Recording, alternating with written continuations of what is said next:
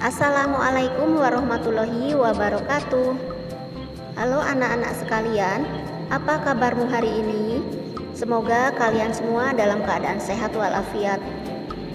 Kali ini kita akan belajar tentang bab 3, yaitu tentang sumber sejarah. Adapun tujuan pembelajaran kali ini adalah 1. Menjelaskan pengertian sumber sejarah lisan, tertulis, kebendaan, dan audiovisual. Yang kedua adalah menjelaskan pengertian sumber sejarah. Yang ketiga, mengidentifikasi sumber-sumber sejarah. Yang keempat, mengelompokkan sumber-sumber sejarah. Yang kelima, memberikan contoh sumber-sumber sejarah. Yang keenam, menganalisis kelebihan dan kekurangan masing-masing sumber sejarah. Anak-anakku sekalian, apakah itu sumber sejarah? Ayo, siapa yang tahu? Sumber sejarah adalah peninggalan-peninggalan masa lampau yang dapat dijadikan sebagai bahan untuk menyusun sejarah.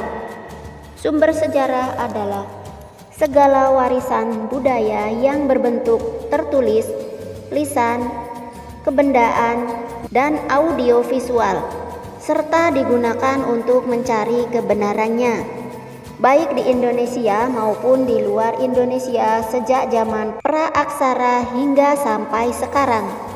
Sumber sejarah adalah semua yang menjadi pokok sejarah. Ada 4 macam sumber sejarah. Yang pertama adalah sumber tulisan, yang kedua adalah sumber lisan, yang ketiga adalah sumber kebendaan, yang keempat adalah sumber audiovisual. Mari kita bahas satu persatu. Yang pertama adalah sumber tertulis.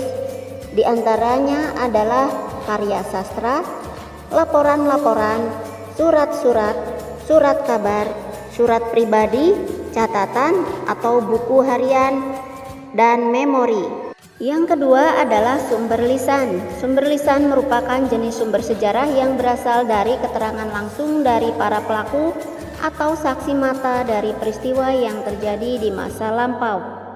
Sumber lisan ini bisa menjadi sumber pelengkap dari sumber tertulis yang sudah ada. Untuk memperoleh sumber sejarah lisan dilakukan dengan cara melakukan wawancara pada pelaku sejarah atau saksi mata yang mengetahui peristiwa tertentu secara langsung. Namun harus diperhatikan beberapa hal seperti daya ingat atau biasnya informasi yang diberikan. Yang ketiga adalah sumber benda atau kebendaan. Contohnya prasasti, candi, keraton, arca, masjid, benda-benda pusaka, keris, peninggalan zaman prasejarah, diantaranya zaman Paleolitikum, zaman Mesozoikum, zaman Megalitikum. Peninggalan Megalitikum ada yang berada dekat dengan kita, yaitu situs Megalitikum Batu Bedil yang berada di Pekon Batu Bedil, Kecamatan Pulau Panggung, Tanggamus, Lampung. Yang keempat adalah sumber sejarah audiovisual. Yang pertama, sumber sejarah visual. Sumber sejarah berbentuk visual secara umum adalah sumber sejarah yang bisa dilihat oleh penglihatan. Lebih spesifiknya, sumber sejarah secara visual itu berupa foto, lukisan, pahatan, dan ukiran. Selanjutnya adalah sumber sejarah audio. Pada masa perjuangan, radio merupakan alat komunikasi untuk berjuang. Pada saat itu, Radio Republik Indonesia atau disingkat RRI memiliki peranan yang besar ikut berjuang untuk membakar semangat perjuangan bangsa Indonesia. Melalui RRI pula, berita proklamasi kemerdekaan Indonesia sampai ke pelosok negeri. RRI memiliki rekaman yang berbentuk audio di setiap siaran mereka.